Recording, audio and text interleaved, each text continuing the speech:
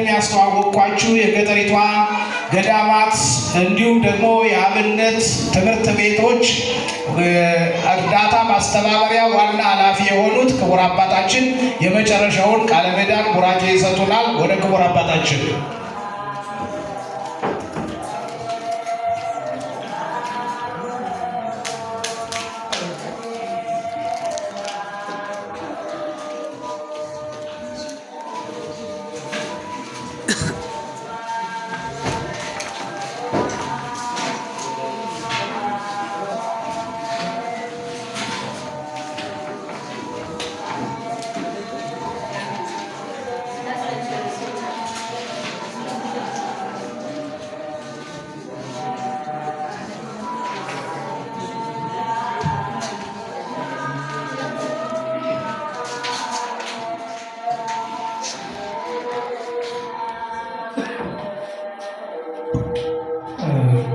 ክቡር መላከ ፀሐይ አንጋፋው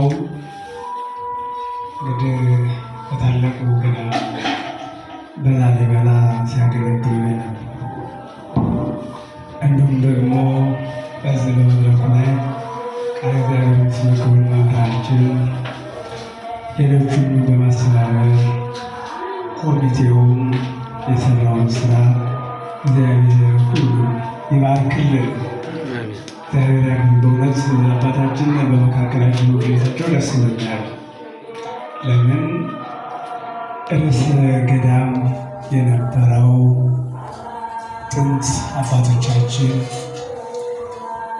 ፈለጉን ይዘው ከእግዚአብሔር መላእክት ጋር ሲነጋገሩ አብያተ ክርስቲያናትን በማነጽ ሌላውን ተተኪ ትውልድ እንዲፈራ ያደረጉ ነገሥታት የነበሩበትን ገዳም ሲያስተዳድሩ ስለነበረ በእውነት በረከት ስለሰጡን እናመሰግናቸዋለን፣ እናከብራቸዋለን።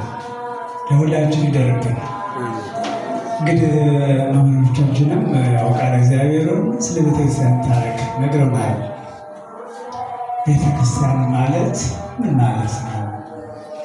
ቤተክርስቲያን ዛሬ በእውነት እኔ ደስ ያለኝ የዚች ሕፃን ልጅ ደግሞ እዚህ ጋ የነበረ ሄዶ ግን ፕሮግራማችን በእውነት ነው የምነግራችሁ እንዲህ ጠረጴዛው ማድማሆን ደስ ይለኛል።